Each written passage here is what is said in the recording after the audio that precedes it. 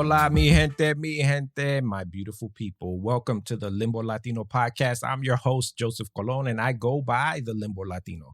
Why am I the Limbo Latino? Well, all my life, I've had to live between two worlds. I was born in New York by way of Puerto Rican parents who migrated here decades ago, and I'm what they call a New Yorican.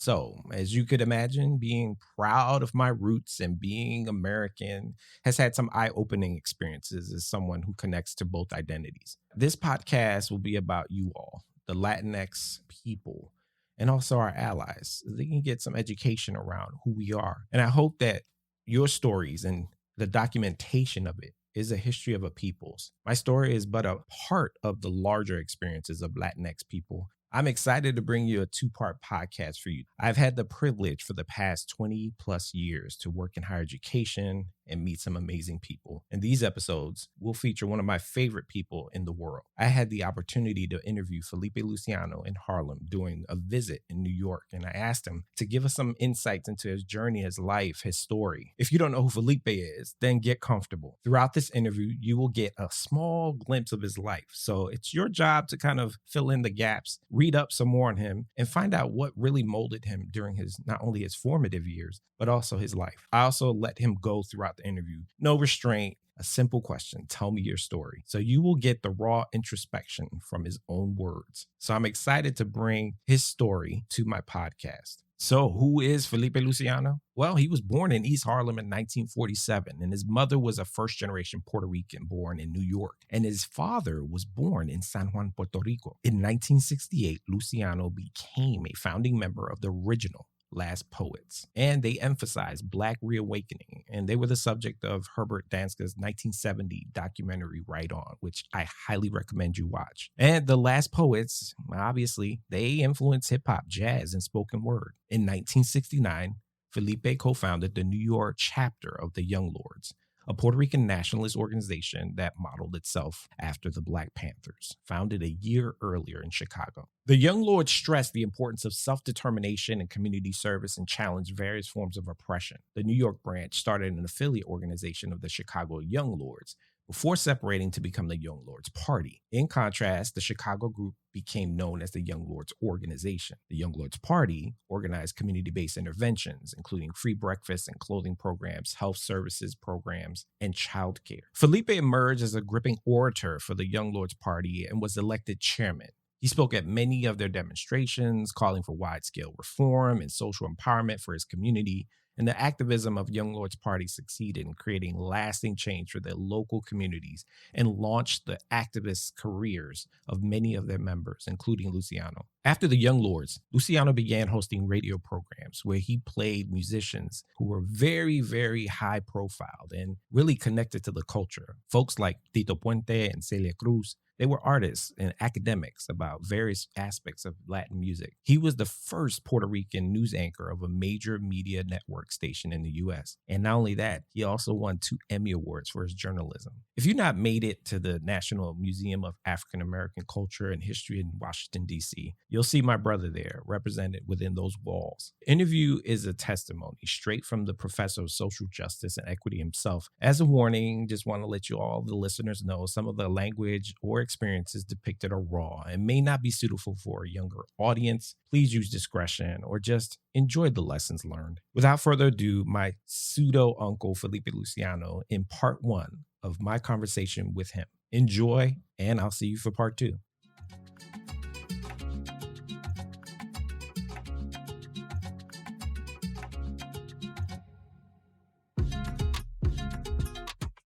I was not supposed to be anything like success. I wasn't supposed to survive. I was born to a Black Puerto Rican mother and a Black Puerto Rican father. My father was cute and street and a philanderer.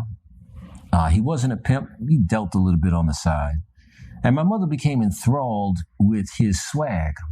She wanted to get out of the house because her mother was a Black Puerto Rican who was very strict. So she found this guy, or he found her. They met at the Park Plaza on 110th Street and 5th Avenue. And she's a dancer, and he's an exquisite dancer. And I said, Mommy, why did you marry Daddy? Because he left after I was 3. She said, because he made me laugh. So they had me in 1947. My father, jive as he was, and unable to tell the truth as he was an excellent connoisseur of music. So I get my love of music from him, especially black music. He loved jazz. So I grew up loving jazz before I got into Latin music. He always told me, always be careful with white folks. Now, this is a Puerto Rican who lived in Puerta de Tierra, Puerto Rico, which is near the capital. But he had a sense of himself and a sense of color, which was important in my upbringing. My mother did too. My mother would not allow Puerto Ricans, and remember, we're talking about the 50s, the late 40s, early. My mother wouldn't allow any Puerto Rican to tell her she couldn't hang out with black people. So my mother had a sense of Africa long before I came into consciousness. But I was picking all this stuff up. She would be singing Ella Fitzgerald. She loved Billy Eckstine. She loved Sarah Vaughan. My father was more of the beat cat. You know, he liked the rhythmic guys. So he was into Count Basie, Fletcher Henderson, Duke. So I grew up with all of that stuff around me. My father was jive. He was handsome. We would go out in the streets and he would hold me by his hands and all the girls would come up to him and kiss him. And sometimes he would bring me up to their houses and have me play with little toys on a you remember the glass tables? Puerto Ricans used to have these glass tables with little knickknacks on them. Yeah. And I had a ball. He said, just stay here. 40 minutes, he'd be gone. I wouldn't care. He'd come back out. I never knew what they were. I thought they were just talking. What did I know? He'd come back out. She'd plant a big kiss on my cheek and give me $1. I go back home. I didn't have enough sense. Remember, I was 4 and 5. I didn't have sense to wipe the stuff off my cheeks and to hide the money. My mother said, where were you? I said, I was with Daddy. And what were you doing? Nothing. I knew that much. I knew not to say where I was. I had an instinctive feel for that. That was street. Boy, the beatings I would get. My mother would beat the hell out of me to get me to confess. I never ratted out my father. They loved each other. But I found out something about us as a people. My mother didn't marry someone who was smart, intellectually smart. He was physical and he rocked the world, but he wasn't smart. She was smarter than he was. And he knew it. And I think that's what caused him to feel inferior. Because he would go out with these women who were not as smart as he was, and he would hit it and quit. Didn't matter to him. He ended up with 4 other kids around there. And when I talk to audiences, I have a whole lecture on, you've heard it, lust or empire. You can want it badly. Your loins could be bursting, but is that the father of your children? Do you want that person to be the father of your children? I tell guys, she can be fine as wine, but if she is not a mother, if she can't be the mother, it's going to be difficult. So be careful with that. Now, growing up in the projects was a very different experience than growing up in tenements. Because we thought we were better. We didn't have any rats. We didn't have any roaches, that kind of stuff. We had roaches. We didn't have rats.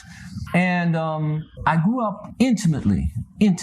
When I say intimately, I mean to the point where there was no difference. I mean, there was seamless, the differences between black people and Puerto Ricans. I grew up with collard greens. I grew up with neck bones. I grew up with butter beans, that kind of stuff. Mm-hmm. And I grew up with pernil, arroz con habichuela, arroz con gandule. That's the way I was raised. And I find that generation is almost lost today. We don't have intimate knowledge of each other's culture. I didn't know this at the time, but my father's family were all nationalists. They had all joined Albizu Campos. I didn't know this. Apparently, it jumped a generation because my father was totally non-political. I mean, he was on it about race and social justice, but he never joined any organizations. When I formed the Young Lords, he brought me a sheath, almost an album of articles about my second uncle named Carmelo Alvarez, who was the bodyguard to Albizu Campos. Stone nationalist. My grandmother on my father's mother was in the Massacre de Ponce in 1937. So already that stuff is in the blood. So when it jumped to me and I joined the Young Lords, everybody was shocked. My father wasn't shocked at all. He said, I knew it was going to happen somewhere. Somewhere someone's going to come up and see things politically. But getting back to my childhood, I didn't know I was poor. I grew up in East Harlem, which was Italian, Sicilian basically, Jewish, Puerto Rican, and black. So I had the best of childhood. I had the best of education. I had the best Western classical education that you could have in New York City. I mean, I can match wits with people who are from Phillips Exeter, Choate, any of these prep schools. I was reading, in the 8th grade, I was reading Dostoevsky. I was reading Faulkner. I was reading Hemingway. I mean, it's unbelievable. I became a wordsmith. I began to love the English language, and I learned to fight. The problem is that I was so insecure as a kid. I was short, black, and scared most of the time. It was black folks from South Carolina who told me, baby boy, if you don't pick up your fist and punch that MFer in his face, they always mess with you. And the first major fight I had was with a guy named John over Cookie. Now, I love me some Cookie, and he liked her too. But Cookie liked me more, and he didn't like that, so he wanted to fight. Imagine us thinking we own a woman. He wanted to fight me over the rights to date Cookie. I said, I'll fight you over there, man. That makes no sense. So he fought me, and it was 6th grade on 112th Street on Lenox Avenue. And he beat me bad, right? Hit me with a strap, all of that stuff. I waited a year, and I was living in the Foster Projects at the time. In those days, there was no such thing as you go back and shoot them or kill them or anything like that. You had to learn how to fight. So black folks used to tell me, you put out your pinky when you fight. Are you out of your mind? You're going to break your hand. So I had an in-between fight with a guy named Alligator. Alligator was dark-skinned, snag-toothed, and didn't like himself that much. Hated me because I was light-skinned and said he used to call me pretty boy because the girls liked me. So he wanted to fight me. This was the fight before the big one. So I had a fight with him in the parking lot. Everybody came around, and I had already learned to close my fist. And he and I'm in the 5th grade now, 5th grade. And Alligator came at me, and he was throwing jabs, and he was moving to his left a lot. So when you move to the left, you can counter that pretty much. Suddenly he switched stances and went righty on me, went southpaw, and started. And I said, how much? My face was burning. I remember it like it was yesterday. 2 Puerto Ricans who lived on the 7th floor came downstairs, saw me fight, came downstairs, and they told me in Spanish, ahora, muévete un poquito más. Ahora, dale. And so they would give me boxing instructions in Spanish, and nobody knew, hey man, don't speak that mean to me to shit around me. But they didn't care. They were ready to throw down anyway. Alligator lost his steam after a while because he saw I was afraid. Suddenly I picked up my courage, and I started bang and banging him. Bang, bang, bang, bang, bang. And at one point, all the spit was coming out, his blood was coming out of his mouth. And it's called bloodlust. There's a point in fighting where you have to be very careful because you can go into the murder thing. You got to be careful that you don't hurt somebody real badly. I was into it. And I learned something about myself that it's in me. That little devil is in me. You become a predator. And I've seen this happen with boxing too. So what I did is after he got tired out, he said, man, forget about it. In the end of the fight, they said, ahora, el choque final. Mátalo. In other words, they didn't mean kill him, but knock him down. I said, no puedo hacerlo, no quiero hacerlo. I don't want to kill him. They said, ahora, to let everybody else know. But I didn't do it. And he saw that I didn't want to do it. This must be the God spirit in me. I looked at him, I said, this boy needs love. He's never been loved. Fighting was his way of gaining love. After the fight, everybody's congratulating. I walked away from the ground once. I said, you all right, man? He said, I'm all right. He said, it was a good fight, man. I said, yeah. He said, hey, I like you, man. You all right? I said, I like you too, Alligator. We became the best of friends after that. So it was black people who taught me how to fight. It was black people who taught me to stand up for yourself. If my mother went to the hospital and they weren't attending her, I'd get black in 2 seconds. In Spanish, among Puerto Ricans, we call it te sube el negro. You know, the Congo comes up. And I would get them say, my mother, and they would listen. They maybe throw me out, but my mother was taken care of. So I give black folk tremendous pride, tremendous credit, tremendous love for having raised this Puerto Rican child. Black folk didn't tell me, they didn't force me to be black. Remember, this was the age of Carlos Cook here. There was a lot of nationalism. The Nation of Islam was around. Everything was called technology, the white man, Yaku and all that. They didn't force blackness on me. They just loved me. And I say the best way to have someone come around to your side is to love them. I would go up into their houses. Now I'm in the 3rd, 4th, and 5th grade, and I knew exactly what was being cooked by the smell of the stove. If you stand outside, you can say they're cooking chicken tonight, pork, or beef. They had 3 metal cans on the stove. One was for pork grease, another one was for chicken grease, and another one was for beef grease. I wasn't eating. We were on welfare, so I'd give the food to my brother and sister, and I'd wait outside my boy Pop's house, and Miss Hargrove would say, baby, you hungry? And I'd say, I'm not hungry. She said, yeah, but your lips are white and your breath smells bad. That means you're hungry. So I'd go in and I'd eat. And it didn't matter that they didn't have a lot. If it was neck bones, that's what we had. If it was black-eyed peas, that's what we had. So my love for blackness comes not from some political esoteric. It comes from the love that I have for people who nurtured me. Now, as I grew up, I didn't know I was smart. All I know is that my mother used to beat me a lot because I used to ask a lot of questions. And I was raised Pentecostal. The Pentecostal religion is like the Hasids. I don't know if you know anything about Jewish religion. They have the fundamentalists, we call them Hasidic, Orthodox Jews. I asked all kinds of questions. Mommy, how can you tell me the earth was made in 7 days? Mommy, that's impossible. She said, okay, Satan has come into this house. And I'm going to beat the devil out you because Lucian Satan. And she'd take the strap and whipped my ass. I said, Mommy, how can you love Jesus and hate me so much? What's up with that? Black mothers in the old days did not care about whether you got a concussion, whether they banged your head against the wall. They didn't care about that. And there was no thought of running away. Where are you going to run to? So I grew up physically abused. I told my mother years later, if there was a jail, you'd be under it because you were an abuser. She apologized to me years later. She said, I know I beat you a lot. But I was the first child, and she wanted me to be her husband, her brother, her priest. I just couldn't do all that stuff. I did it, but it's not like I wanted to. I found out in therapy that what happened is I didn't have a childhood. So I ended up acting out all of my childhood things when I was in my 30s and 40s. I acted it all out. I had kids, went out with women, that whole stuff, drugs, everything. My mother didn't... It's not that she didn't like school. She was a great writer, by the way. But she didn't want me to go to school. She would tell me, stay with me. Single mothers do that. Stay with me, baby. You don't have to go to school. I said, Mommy, but I want to go. You don't have to go to school. I said, Mommy, I'm going to school. School is my sanctuary. And I had incredibly beautiful Jewish teachers. To this day, Judaism is attractive to me. I read it. I have 3 Torahs in my house. I have Talmuds. I have Kabbalah in my house. The same way I have the Quran in my house, the Hadith. I love religion. I just dig it. So I grew up with teachers who really thought that there was something in me. I knew I was okay, but I didn't know I was smart.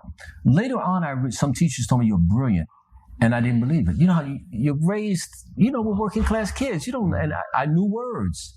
In fact, the hustlers would tell me, when I would go into the bars with my uncle, they put me on the table and they say, say those things, say those words. And I would say stuff like anti-establishment. They say, look at this motherfucker. You hear him? Spell it, not spell it. They say, they did. For me, it was nothing. But for them, in those days, being smart and being able to speak the English language well was an asset. Now, if you do that, they call you white. Black people used to say, no, that boy's smart. Leave him alone. That boy's smart. Let him go. And they wouldn't allow you to join. In fact, some of the guys didn't want me to join gangs. They said, no, you got a road ahead of you. But I wanted to join gangs. Let's go up. Now we leave East Harlem. We go to California. And I was in Paradise. Wilmington, California.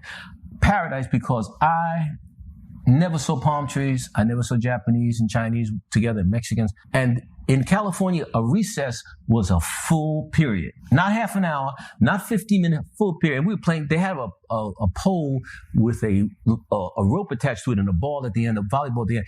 And you hit the ball and try to get it around the pole. And you hit, man, that was fun to me. I started running track. I learned that I was athletic. I didn't know that. Nobody told me I was athletic in school. They just knew I could run from the cops. Nobody, you don't think that way. I'm in California having a ball. Japanese girls looking at me, Mexican girl. Man, I was in heaven. But we couldn't stay there. My grandmother was helping us, but my mother couldn't find a job, and it was difficult. So we had to come back to New York, and we ended up back in Harlem, not East Harlem, Harlem. And that's where I had the fights. Make a long story short, after the fight with Alligator, I fought that guy John again and whipped his ass. And we became good friends after that. Anyway, we come back from California, and now we're in West Harlem on 112th Street and between 5th and Lenox. And I learned all of the games, Ringalerio, hot peas and butter, flying kites, that whole thing. And then we had to move to another project. And remember, I don't know if you know this, but in those days, the New York City Housing Authority had a strict rule. If you were not married, they sent you to the real ghetto projects. But if you were married and had a working class husband, they sent you to a nice project. Well, they sent me to Brownsville. Brother, the first day, this guy named Andrew King came up to me and said, I don't like the way you look, man. I didn't even know this boy. And he pushed me and said, well, what's wrong with you? He said, I want to fight. I said, I don't want to fight you, man. I don't even know you. He said, well, you going to fight me today? It was snowing. Black people in Brownsville like to fight. It's not a question of they like it. I said, man, my hands hurt. He said, I don't care, man. Fight me. And he hit me in my chest. I hit him back. We were on the snow. People were walking by us like it was nothing. Like 2 cats. I learned Brownsville real quick that you better learn how to fight quick at the drop of a hat. So after my cousin was robbed of his coat, I said, I'll never allow this to happen again. And I joined a gang called the Frenchmen, who were in charge of the Brownsville projects. And I did that. Once I got into the gang life, I loved it. It was the family I could not have with my family. It's hard to explain to people who've never been in gang culture. But gang culture among males is so tight and so incredibly loyal. You learn chivalry. You learn the do's and don'ts of gang warfare. You learn that's your boy no matter what. And there was no black Puerto Rican thing. It was like, that's my boy, that's my gang, period. I always grew up on the black side of town, so there was no question of me joining a Puerto Rican gang. They would come to me and try to recruit me. Hell no. Hell no. That's Pop. That's Moose. That's Signatory. That's Brian. Those are my peeps. What happened? I joined the gang and I started getting into it. My mother didn't know it. I led a double life. I'd go to church 7 days a week, 3 times on Sunday, praise the Lord, come back out and kick ass. And also was a good student. So I led 3 lives. My mother found out because we'd be walking up Stone Avenue in Brownsville and people be running away. We had just kicked this boy's butt 3 hours before. And he'd be running. She said, why is that boy running away from me? Harold, come over here. No, ma'am, no, ma'am. And Lee said, what happened? I said, I don't know what's wrong with him. But we had just hurt him. So somebody told my mother, your son is in a gang. And he's going buck wild. Mama, see you in the gang? And I never lied to my mother. I said, yeah, I'm in the gang, Mom, but it's nothing. She said, are you? I said, yes.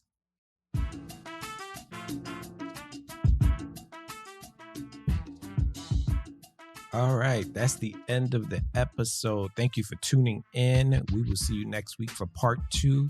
Again, remember your homework to make sure that you like, subscribe, and know what's happening with the Limbo Latino podcast.